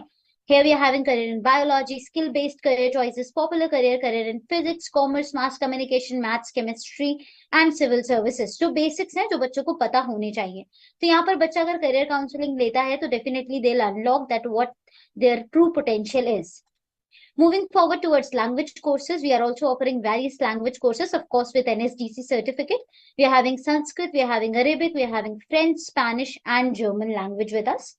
Apart from that, skill courses also are very important for school-going kids. So we are offering multiple skill courses like vlogging, personality development. Vlogging itself is a career right now. अगर आपका बच्चा vlogging में interested है या इसमें ही अपना career आगे proceed करना चाहता है तो that will be very great अगर आप उसे ये कोर्स कराते हैं या डैशबोर्ड लेकर देते हैं। Personality development is very important. Story telling अगर आपके बच्चे को उसमें इंटरेस्ट है या आपको इंटरेस्ट है। Yoga and corrective, happiness coach, जो भी आपके हॉबी है या जिन चीजों में आप अपना करियर आगे परस्यू करना चाहते हैं वो सब हुनर इंडिया पर आपको मिलेगा। Moving forward towards our computer courses, बच्चों के लिए बेसिक कंप्यूटर कोर्सेज भी हुनर इंडिया ऑफर करता है जो कि है basic computer knowledge, C programming, .NET, Excel. जो चीज है जैसे बच्चों को स्कूल में डेफिनेटली कंप्यूटर सिखाया जाता है and we are not doubting कि स्कूल कुछ गलत सिखा रहा है या कुछ नहीं सिखा रहा है, बट फॉर अपस्किलिंग, क्योंकि जमाना कंपटीशन का है। जब आपका बच्चा बाहर के लोगों से 2 कदम या 4 कदम आगे होगा तभी वो अपने आप को रिकॉग्नाइज करा पाएगा इतने कॉम्पिटिटिव वर्ल्ड में। तो यहाँ पर जो कोर्सेज है ये अपस्किलिंग के लिए है, यानी आप we believe that everybody is doing best for oneself and for their kids also, but जहां पर अपस्किलिंग की बात आती है सब बेस्ट कर रहे हैं तो आपको वहां से भी एक स्टेप आगे लेना पड़ेगा। तो हुनर इंडिया इज दैट स्टेप जो आपको अब लेने की जरूरत है। So apart from computer courses हम स्कूल डैशबोर्ड के अंदर ब्लॉग्स भी प्रोवाइड करते हैं जहां पर इंटरेस्टिंग ब्लॉग्स बच्चे पढ़ सकते हैं, डेली करंट अफेयर्स देख सकते हैं। तो it will B one stop solution. आगे बढ़ते हैं कॉलेज के लिए। तो आजकल कॉलेज गोइंग स्टूडेंट का मेजर प्रॉब्लम है जॉब, यानी अगर वो ग्रेजुएशन परस्यू कर रहे हैं या पोस्ट ग्रेजुएशन परस्यू कर रहे हैं तो मेजर प्रॉब्लम आती है जॉब में। तो in college we are offering job oriented courses as well, जो कि हमारे प्रोफेशनल कोर्सेज के जॉनर या कैटेगरी में आते हैं। यहाँ पर वो कोर्सेज मिलेंगे जिनको करके you apply for some kind of job. जैसे हमारे पास एडवांस जावा है, डाइटिशियन न्यूट्रिशन है, C++ programming, digital marketing, operations management, project management, public relationship, quality management, ये सारे बहुत जॉब ओरिएंटेड कोर्सेज हैं। तो जो भी लोग जॉब ढूंढ रहे हैं या अपस्किल करना चाहते हैं अपने आप को, तो यहाँ पर आप आकर के अपने कोर्सेज का सिलेक्शन कर सकते हैं।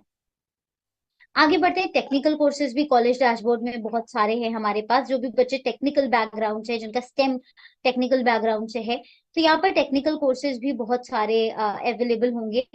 जैसे कि आप ऑटो कैड देख सकते हो, auto Revit, solar pump technician, microwave repairing, जो भी बच्चे इन फील्ड में है, AC repairing, electrician course, water purifier repairing, ये सारी चीजें आप चेकआउट कर सकते हैं जिसमें आपको बहुत ही बेटर अंडरस्टैंडिंग दी जाएगी पर्टिकुलर फील्ड या कोर्स की। लैंग्वेज कोर्सेज की बात करें तो again we are having some language courses in college as well, which is French, Spanish and German with NSDC certification. Of course college के बच्चों के लिए भी करियर काउंसलिंग हुनर इंडिया पर अवेलेबल है। अगर कॉलेज के बच्चों की करियर काउंसलिंग की बात करें तो वो ऑलरेडी परस्यू कर रहे होते हैं या कॉलेज में जाने वाले होते हैं, तो हम उन्हें आफ्टर 12th जो काउंसलिंग लगती है कि LLB करके क्या होगा, बीटेक इलेक्ट्रॉनिक्स करने के बाद कौन कौन सी फील्ड है जो वो जा सकते हैं, BSc, बीटेक, आपका BSc non medical, medical, BCom, BTech, जो भी सारी चीजें हैं बच्चों के लिए, पब्लिक स्पीकिंग में क्या करियर है या स्किल बेस्ड करियर चॉइसेस क्या है, यहाँ पर जानने को मिलेगा। आगे अगर हम बढ़े तो जो बच्चे IT बैकग्राउंड से हैं या अपना ग्रेजुएशन IT बैकग्राउंड से परस्यू कर रहे हैं, उनके लिए हमारे पास मल्टीपल IT कोर्सेज हैं, FTCP, FTNS, basics of cyber law, internet, web browser, word processing, Raspberry Pi, we are having C programming, blockchain, .NET। तो ये सारे कोर्सेज आप अगर IT कोर्सेज के लिए जाते हैं तो ये सारे कोर्सेज आप कर सकते हैं। आगे बढ़ेंगे इन कॉलेज डैशबोर्ड इटसेल्फ। यहाँ पर हॉबी कोर्सेज भी हैं, in case you want to pursue a particular hobby, तो यहाँ पर मल्टीपल हॉबी कोर्सेज हैं जो आपको मिलेंगे। जैसे कि आप अगर हॉबी कोर्सेज की हम बात करें तो रूफटॉप फार्मिंग हो गया, हाइड्रोफोनिक्स हो गया, जिनको आप एज अ हॉबी भी परस्यू कर सकते हो, तो वो सारे कोर्सेज यहाँ पर आपको प्रोवाइड कराए जाते हैं। Moving forward towards entrepreneurship and competitive dashboard, तो हुनर इंडिया पर कॉम्पिटिटिव प्रिपेयरिंग जो कैंडिडेट्स हैं उनके लिए भी काफी सारी चीजें हैं। तो यहाँ पर अगर आप आईआईटी जेई की तैयारी कर रहे हो, नीट की प्रिपरेशन कर रहे हैं, या बैंक एग्जाम आईबीपीएस या एसबीआई की तैयारी कर रहे हैं, या आपका फाउंडेशन वीक है कॉम्पिटिटिव के लिए, एसएससी में आप जाना चाहते हो, चाहे वो जीडी, एमटीएस, सीएचएसएल या सीजीएल हो, डिफेंस यानी एनडीए अगर आप जाना चाहते हैं, रेलवे जो हमारे पास एनटीपीसी एंड लोको पायलट की प्रिपरेशन, तो यहाँ से आप जा सकते हैं। इसमें आपको मॉक टेस्ट मिलेगा, करियर असेसमेंट मिलेगा, आपका बेसिकली आपका क्लैरिटी होगा, जो कॉन्सेप्ट क्लैरिटी मिलेगा, आपको परफॉर्मेंस एनालिसिस भी मिलेगा, self determination and various career options जो हुनर इंडिया में आपको हमारे कॉम्पिटिटिव सेगमेंट में मिलेगा। आगे बढ़ते हैं एंटरप्रेन्योरशिप की तरफ। जैसे कि हमने स्टार्टिंग में कहा, हुनर इंडिया काम करता है आपको सेल्फ रिलायंट बनाने में, ताकि हमारा देश सेल्फ रिलायंट बन सके। और देश सेल्फ रिलायंट बन सकता है जितने ज्यादा एंटरप्रेन्योर यहाँ पर होंगे, जितना आप अपने लिए खुद एम्प्लॉयमेंट जनरेट करने का प्लान करेंगे, आपको पता भी नहीं लगेगा और आप आगे और लोगों के लिए एम्प्लॉयमेंट को जनरेट कर देंगे। तो आपको सेल्फ रिलायंट बनने में मदद करता है हुनर इंडिया का एंटरप्रेन्योरशिप डैशबोर्ड, जहां पर 300 से भी ज्यादा industrial documentaries, 80 plus business ideas, 700 plus prototype project reports, EDP यानी entrepreneurship development programme for student and as well as for aspiring entrepreneurs आपको मिलता है। साथ ही साथ आपको मिलते हैं हमारे 90 प्लस इंडस्ट्रियल मॉड्यूल्स जो आप देख सकते हैं। तो यहाँ पर you can select by sector, आपको इंडस्ट्री वाइज कोर्सेज भी मिल रहे हैं और सेक्टर वाइज भी आप जा सकते हो। अपार्ट फ्रॉम दैट आप प्रोजेक्ट रिपोर्ट भी चेकआउट कर सकते हैं। जैसा कि हमने बताया 700 प्लस प्रोजेक्ट रिपोर्ट हुनर इंडिया पर है, और ये सारी प्रोटोटाइप प्रोजेक्ट रिपोर्ट्स हैं। यहाँ पर इन प्रोजेक्ट रिपोर्ट्स को आप चेकआउट कर सकते हैं एंड आपको बिजनेस की का क्लैरिटी मिल जाएगा कि जो बिजनेस आप सेटअप करने जा रहे हैं उसमें कितना लैंड एरिया रिक्वायर्ड है, कितना मैन पावर लगेगा, कितना technical, non technical, skilled, non skilled staff आपको चाहिए होगा। तो ये सारी चीजें हुनर इंडिया पर आपको ऑफर करी जाती हैं। Apart from that, we do offer EDP training program, which is entrepreneurship development program. यहाँ पर आपको 100 आवर्स का एंटरप्रेन्योरशिप डेवलपमेंट प्रोग्राम का मॉड्यूल मिलेगा। उस 100 आवर के प्रोग्राम में आपको selling, marketing, branding, taxation, risk minimise करना, ये सारी चीजें सिखाई जाएंगी। तो अगर आप चाहें तो आप हुनर इंडिया का एंटरप्रेन्योरशिप डैशबोर्ड, कॉलेज डैशबोर्ड या school dashboard, full dashboard purchase कर सकते हैं, अपने लिए भी, अपनी फैमिली के लिए भी, और आपके घर में पढ़ने वाले अगर बच्चे हैं, स्टूडेंट्स हैं, तो उनके लिए भी। अपार्ट फ्रॉम दैट हम बात करते हैं तो हमारे पास हुनर इंडिया हर हफ्ते वर्कशॉप्स का आयोजन कराता है। हमारे पास करियर काउंसलिंग, आर्टिफिशियल इंटेलिजेंस, और आज हमारे साइबर सिक्योरिटी की वर्कशॉप है।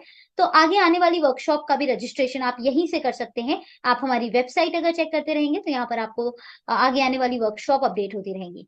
Now attraction of the day is our family subscription, which is Hunar India family subscription. कई लोग हैं जो कोर्सेज करना चाहते हैं कंप्लीट फैमिली के लिए। जैसे कि हमने बताया, हुनर India is complete family learning solution, it is one stop solution for all your learning needs. तो यहाँ पर हम फैमिली सब्सक्रिप्शन भी ऑफर कर रहे हैं, जहाँ पर कोई भी 5 कोर्स, सर्टिफाइड 5 कोर्स, चाहे उनका कुछ भी अमाउंट हो, आप एक फैमिली सब्सक्रिप्शन में ले सकते हैं। बेनिफिट यह है कि अगर एक परिवार में 3 लोग हैं और तीनों कोर्स करना चाहते हैं तो family subscription offer you a code, आपको 5 सर्टिफिकेट अलग अलग नाम पर भी मिल सकते हैं, और वो 5 कोर्स अलग अलग डैशबोर्ड से भी हो सकते हैं। अपार्ट फ्रॉम फैमिली सब्सक्रिप्शन, अगर आप पूरा डैशबोर्ड लेना चाहते हैं, जैसे पूरा कॉलेज डैशबोर्ड या पूरा एंटरप्रेन्योरशिप डैशबोर्ड, तो पर dashboard it will cost you 5000 rupees only. 5000 रुपए में आप मल्टीपल कोर्सेज कर सकते हैं, 400 से भी ज्यादा कोर्सेज विद एनएसडीसी सर्टिफिकेशन। और अगर आपके पास फ्रेंड सर्किल है, फैमिली बड़ी है, आप अलग अलग कोर्सेज या 1-2 कोर्सेज ही करना चाहते हैं, then we'll suggest you our family subscription. Apart from our college dashboard subscription and family subscription, we do offer single courses. So if you are willing to get one course only, you can go ahead, check out our website, buy a course, and check out for more. So that's it for Hunar India as well. Now I would like to invite any questions. If you people are having any question regarding cyber security or regarding Hunar India, you can please raise your hand. किसी को कोई सवाल है हमारे cyber security के session से related, या हमारा हुनर इंडिया का जो सेशन हुआ, वेबसाइट गो थ्रू हुआ, उससे related? We have one hand raised, mister Shashi Bhushan Kumar. I would request you to unmute your mic and ask your question. Yeah, evening, ma'am. Yes, sir. Please go ahead. Ask your question. Ma'am, can you explain in Hindi? आप अपने सवाल पूछ सकते हैं sir. हाँ जी ma'am, actually जैसे कि by the way अगर यहाँ से मैंने जो कोर्सेस लिया, अगर साइबर सिक्योरिटी का मैंने यहाँ से ले रहा हूँ या अपने फ्रेंड को भी दिला रहा हूँ एज ए, आपने बोला एक फैमिली जो परचेज कर कर, तो क्या यहाँ से मेरे जॉब के लिए क्या बेनिफिट्स साबित हो सकती है? बिल्कुल सर. हमने आपको बताया कि हमारे पास जॉब ओरिएंटेड कोर्सेज भी हैं. Definitely will guide you for that. आपको सहायता मिलती है. आप हमारे कॉल सेंटर में कनेक्ट हो सकते हैं. हमारे हेल्पलाइन नंबर में चैट बॉक्स में ड्रॉप कर देती हूँ. कल मंडे है, आप टीम के साथ कनेक्ट होकर डिस्कस कर सकते हैं. You can also become an affiliate, जहां पर आप अर्न कर सकते हैं. अगर हुनर इंडिया के साथ आप एफिलिएट बनते हैं तो definitely you can get permanent monthly income source. तो आप एज एन एफिलिएट जुड़ सकते हैं. और अगर आप सजेस्ट करते हैं या आगे बढ़ते हैं तो it will be a great income source for you. Ma'am actually यानी कि हमको एज ए एफिलिएटेड मार्केटिंग करना पड़ेगा, right? No sir, no sir. Affiliate does not work like that. ये एफिलिएट मार्केटिंग जैसा कुछ भी नहीं है. It is something different. It is a form of counselling that you will be doing. आप counsel करते हो नो नो मैम, या एक्चुअली हमको अगर बाय द वे मैंने वहां से साइबर सिक्योरिटी लिया, एक्चुअली अगर मैं पहले से ही सी एच अपना मास्टर कंप्लीटेड है मेरा. CH थ्योरी और प्रैक्टिकल साथ में है. CHFI भी कंप्लीटेड है. लिनक्स में RSCA भी कंप्लीटेड है. बट मतलब मेरा PD भी थोड़ा वीक है. एप्टीट्यूड टेस्ट भी वीक है. इसके वजह से मेरा जॉब में रुकावट आ रही है. इंटरव्यू फाइट नहीं कर पा रहे हैं. तो शशि जी, मैं आपको सजेस्ट करना चाहूंगी कि जिन्होंने भी हमारे साथ आज हमारा साइबर सिक्योरिटी का वेबिनार किया है, for them it is you will be getting additional 20% of on that particular course. तो अगर आप हमारा साइबर सिक्योरिटी का कोर्स करते हैं तो पहली चीज तो कोर्स हमारा बाइलिंगुअल है, इंग्लिश में नहीं मिलेगा आपको. बहुत आसान भाषा में समझाया गया है. आफ्टर कोर्स एक असेसमेंट प्रोसेस भी है जो कि आपकी नॉलेज को और ज्यादा इनहेंस करता है. अगर आप असेसमेंट पास करते हैं तो NSDC सर्टिफिकेशन मिलता है. और अगर आप मन लगा के पढ़ते हैं, कोर्स को करते हैं, तो डेफिनेटली आप असेसमेंट आराम से पास कर सकते हैं. तो that certificate definitely will help you for your job purposes. I hope we answered your question. किसी का और सवाल है? अगर है तो आप प्लीज अपना हैंड रेज कर सकते हैं. हमारे पास चैट बॉक्स में आया है कि सेशन का रिकॉर्डिंग. तो सेशन का रिकॉर्डिंग आपको हुनर इंडिया के यूट्यूब चैनल पर मिल जाएगा. ये सेशन हुनर इंडिया के यूट्यूब चैनल पर भी लाइव था. तो आप हुनर इंडिया का यूट्यूब चैनल सब्सक्राइब कर सकते हैं और इस सेशन की रिकॉर्डिंग देख सकते हैं. I guess we are not having any question right now. तो we are concluding the session. सबसे पहले तो Saurabh sir, thank you very much, आपने आज हमें ज्वाइन किया. Just, I will take 1 minute. Sure. I see from Shashi Bhushan he has, इनका question है सर, जॉब है मेरे लिए क्या? Okay, Shashi, don't get discouraged if you are not getting. So, what is happening is there is a lot of job opportunities in the field of cybersecurity. So, I would definitely like to encourage you. But at the same time, you can work on the soft skills through the help of Hunar India or wherever you seem appropriate. But definitely, if you have the skills, there are a lot of jobs. So, आप जितनी skills अपनी develop करेंगे, उसी के proportion में job है. Jobs की at least in cyber security there is no डर, कोई इसकी कमी नहीं है. So I would definitely say that there is a lot of jobs there. You need to develop on your skills. And skills should be on working जैसे कोई live project है या इस तरीके की working skills हो. That is okay. Thank you. Thank you very much, sir, for answering the question. I hope Shashi ji has got his answer well. So thank you very much, sir, for joining us today at Hunar India. We hope कि आपने जो information दी सबको बहुत ज्यादा अच्छी लगी होगी और आप यहाँ से कुछ ना कुछ अच्छा ही लेकर आज जाएंगे. आप सबको भी बहुत बहुत धन्यवाद हमारे साथ आखिरी तक बने रहने के लिए. आप सबका दिन शुभ हो. Thank you. Thank you. Thank you. Thank you very much, sir.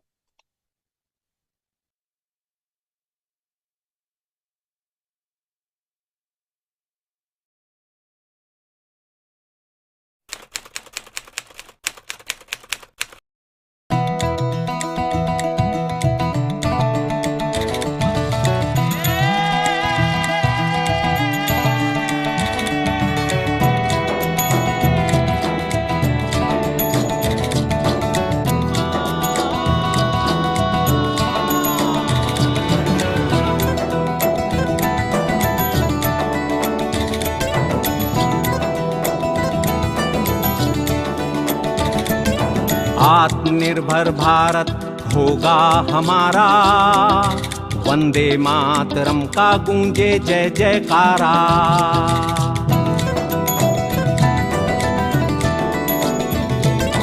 आत्मनिर्भर भारत होगा हमारा, वंदे मातरम का गूंजे जय जयकारा।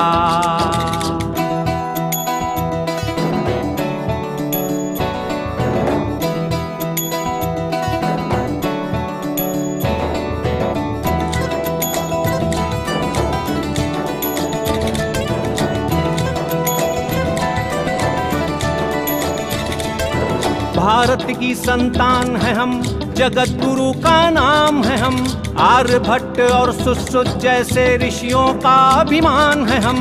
तक्षशिला और नालंदा सा गौरव जिसका, ऐसे भारत की यारों पहचान है हम।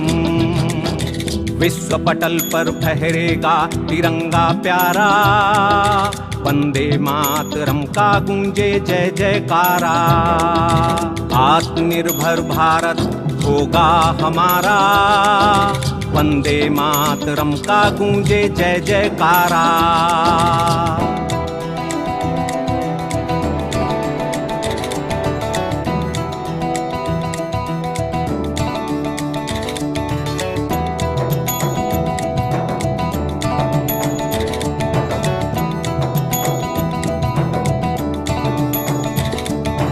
Make in India, skill India का हो सपना पूरा, डिजिटल और स्टार्टअप इंडिया अब ना रहे अधूरा। मुद्रा एमी सेमी उद्यमी अपने सूर्य शिखर हैं, हिंदुस्तानी व्यापारी होगा अब जग का सूरा। बिजनेस के आकाश में चमचमकेगा भारत तारा, वंदे मातरम का गूंजे जय जयकारा। आत्मनिर्भर भारत होगा हमारा, वंदे मातरम का गूंजे जय जयकारा।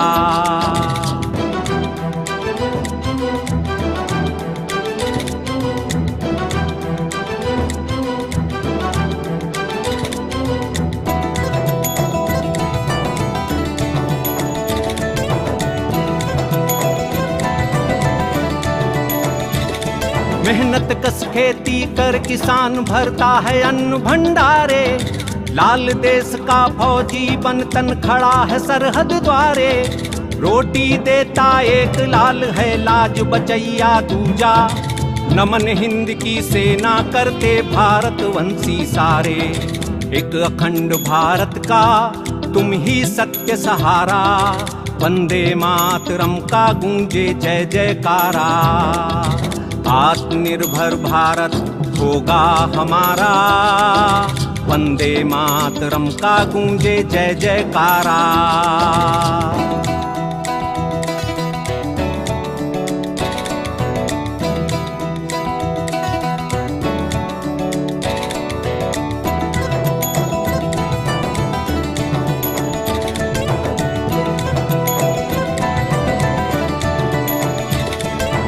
भारतवंशी आन से बान से ध्यान से, धर्म आत्मनिर्भरता का निभाएंगे जी जान से।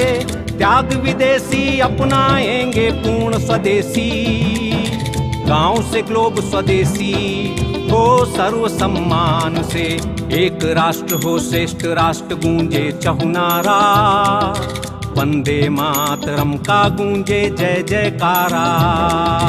आत्मनिर्भर भारत होगा हमारा, वंदे मातरम का गूंजे जय जयकारा।